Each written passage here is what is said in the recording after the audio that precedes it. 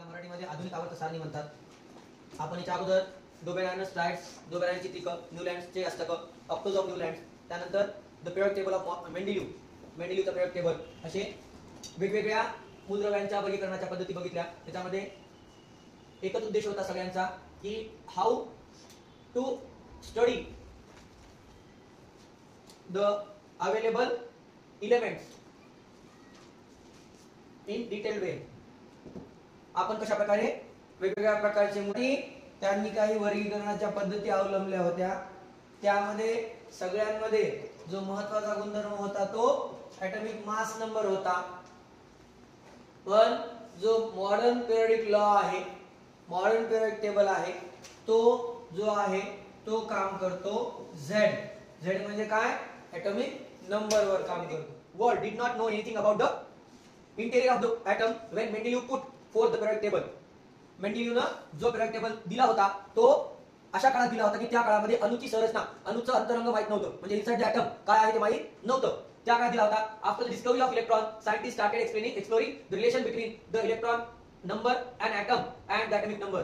आणि त्यानंतर सायंटिस्टने काय केलं? रिलेशन शोधायला सुरुवात केली, संबंध शोधायला सुरुवात केली। कशातला? Electron number of an atom and atomic number, म्हणजे ॲटॉमिक नंबर आणि इलेक्ट्रॉन नंबर जो आहे यांच्यामधला संबंध शोधायला सुरुवात केली। The atomic number in the Mendeleev period table only indicate the serial number of an element. आणि मेंडेलिव्हच्या पिरियड टेबल मध्ये जो ॲटॉमिक नंबर होता तो फक्त काय म्हणून काम करायचा? सिरियल नंबर म्हणून काम करायचा। काय म्हणून काम करायचा? सिरियल नंबर म्हणून काम करायचा। तो कोणत्याही प्रकारे काहीही रोल त्या क्लासिफिकेशन मध्ये निभवत नव्हता। लक्षात आलं ना? काय म्हणून काम करत होता? फक्त सिरियल नंबर, रोल नंबर असते काय 1 2 3 4 5 6 7 8 9 असं। In 1913 AD, the English scientist Henry Moseley demonstrated with the help of experiments done using the X-ray tube that the atomic number Z of an element corresponds to the positive charge on the nucleus or the number of protons in the nucleus of an atom of that element. आणि ज्यावेळेस त्याने experiment करून बघितले त्यानंतर त्याने सांगितलं की जो ॲटॉमिक नंबर आहे Z हा कोणाशी संबंधित आहे? The number of positive charge, म्हणजे त्या ॲटमवर पॉझिटिव्ह चार्ज किती आहेत किंवा त्या ॲटम मध्ये प्रोटॉन किती येतं। प्रोटॉन म्हणजे काय असतंय? पॉझिटिव्ह चार्ज पार्टिकल आहे, बरोबर आहे ना? Positive charge particle of the nucleus of that element, protons in the nucleus of that element. This revealed that atomic number is the more fundamental property, underline करा, of an atom. आणि त्यावेळेस त्यांनी सांगितलं की ॲटॉमिक नंबर ही जास्त महत्त्वाची मूलभूत असा गुणधर्म आहे। कोणाचा? ॲटमचा। कोणापेक्षा? अणुवस्तुमानांकापेक्षा। अणुवस्तुमानांकापेक्षा अणुअंक हा जास्त मूलभूत गुणधर्म आहे।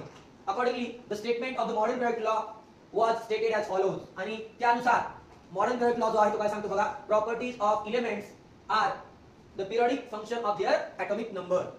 इथं फक्त चेंज झाले काय? मेंडेलिव्हच्या पिरियड टेबल मध्ये इथं काय होतं? ॲटॉमिक मास नंबर होता, तर इथं काय आलाय? ॲटॉमिक नंबर आलाय। लक्षात आलं का? Properties of elements are the periodic function of their atomic masses असं होतं कुठं? मेंडेलिव्हच्या पिरियड टेबल मध्ये। आणि इथं काय आहे? ॲटॉमिक नंबर्स, म्हणजे तिथं मूलद्रव्याचे भौतिक आणि रासायनिक गुणधर्म हे त्याच्या अणुवस्तुमानांकाचे आवर्ती फल होतं, है का नाही? इथं काय आहे? मूलद्रव्याचे भौतिक आणि रासायनिक गुणधर्म हे त्याच्या अणुअंकाचे आवर्ती फल आहे। लक्षात आलं का?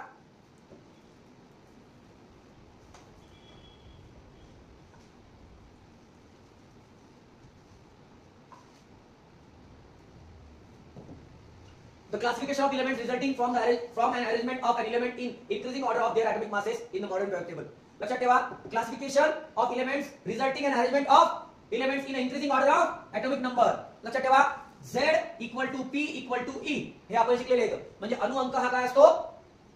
केंद्रकामध्ये उपलब्ध असलेल्या प्रोटॉनची संख्या असते, बरोबर आहे ना? आणि त्याची संख्या आणि इलेक्ट्रॉनची संख्या सारखी असते। प्रोटॉन आणि न्यूट्रॉन सारखे असल्यामुळे ते इलेक्ट्रिकली न्यूट्रल असते, ॲटम असते ना? विद्युत रासायनिक दृष्ट्या अणु हा उदासीन असतो। कशामुळे उदासीन असतो? कारण प्रोटॉनची संख्या आणि इलेक्ट्रॉनची संख्या सारखी असते। आणि ॲटॉमिक नंबर बरोबर काय आहे? Number of protons. The properties of an element can be predicted more accurately with the help of the modern periodic table formed on the basis of atomic numbers.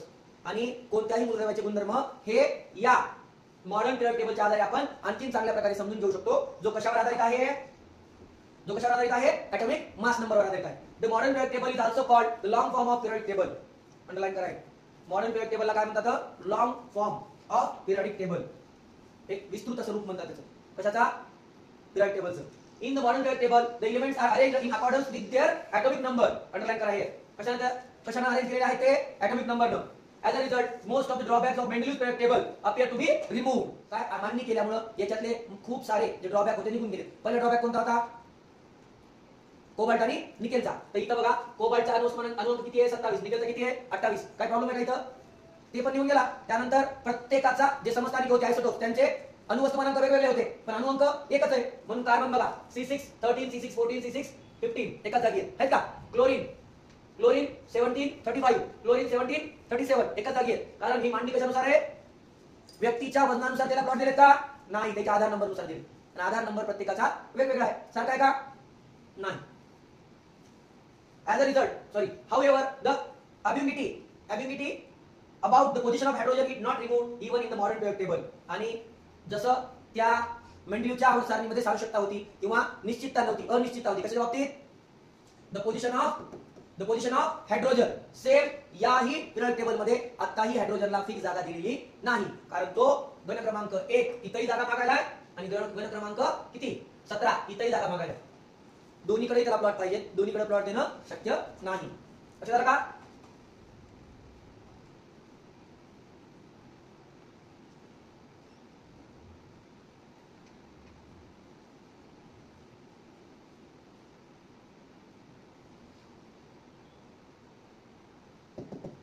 We have seen in the previous standard that the electronic configuration of an atom, the way in which the electrons are distributed in the cells around the nucleus, is determined by the total number of electrons in it. आपण या अगोदरच्या वर्गांमध्ये 8वी ला 9वी ला शिकलो आहोत की electronic स्वरूपन काय असते? What is the electronic configuration? What is the electronic configuration?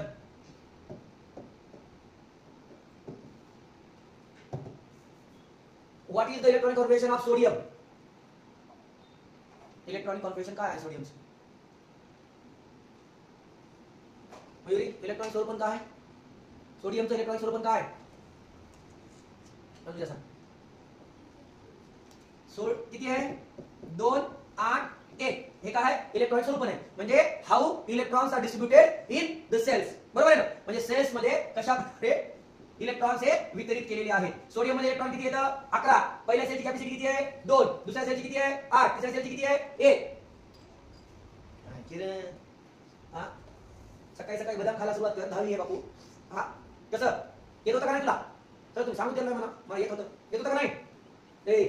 मग 2 8 1 KLM या आधारे आपण काय करू शकतो? त्याचं इलेक्ट्रॉनिक स्वरूपन किंवा इलेक्ट्रॉन कशा प्रकारे वितरित आहेत K सेल, K कक्षा, L कक्षा, M कक्षेमध्ये ते सांगू शकतो. The total number of electrons in an atom is the same as the atomic number.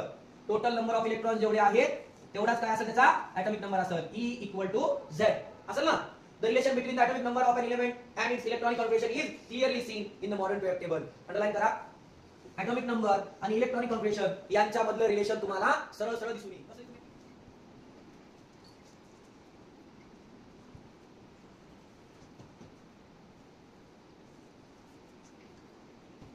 आपण आता घन क्रमांक 1 घेऊ. घन क्रमांक 1 मध्ये काय? Group number first. हे कोण आहे?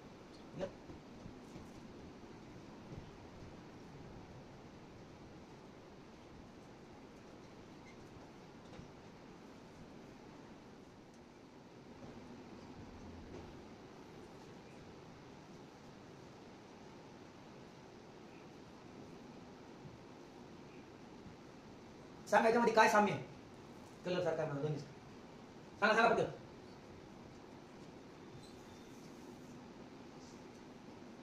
हायड्रोजन बघा 1, lithium 2 1, sodium 2 8 1, potassium 2 8 8 1. Last orbit जे आहे, लास्ट सेल आहे, शेवटची कक्षा आहे, शेवटच्या कक्षेतील इलेक्ट्रॉन त्याला आपण व्हॅलेन्स इलेक्ट्रॉन म्हणतो. 1 1 1 1 आहे. म्हणजे एका ग्रुप मधील सर्व एलिमेंटच्या शेवटच्या कक्षेतील इलेक्ट्रॉनची संख्या सारखी आहे. इलेक्ट्रॉनची संख्या सारखी आहे म्हणजे इलेक्ट्रॉनिक कॉन्फिगरेशनचा काहीतरी संबंध आहे का नाही? लक्षात आलं का? बोरा बेरियम घ्या, मॅग्नेशियम घ्या, कॅल्शियम घ्या, सायशियम घ्या.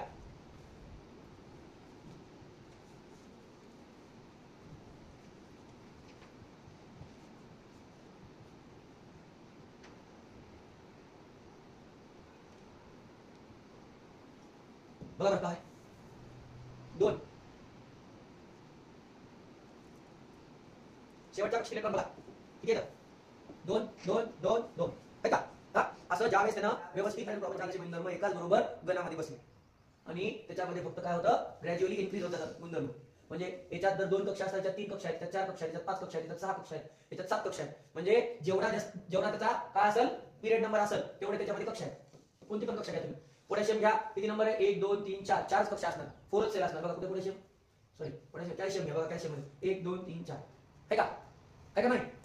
म्हणजे असं प्रत्येक गोष्टीचा संबंध मॉडर्न पिरियड टेबल मध्ये इलेक्ट्रॉनिक कॉन्फिगरेशन आणि ऍटॉमिक नंबरशी जोडलेला आहे. ते आपण पुढे जसं जसं शिकणार आहे हे पिरियड टेबल तसं तसं पाहत जाणार आहे. त्याच्यामुळे लक्षात ठेवा की आपल्याला atomic number of an element आणि इलेक्ट्रॉनिक कॉन्फिगरेशन यांचा संबंध तुम्हाला प्रत्येक पूर्ण टेबल समजून सांगणार आहे. त्यानंतर तुम्हाला माहिती बघा.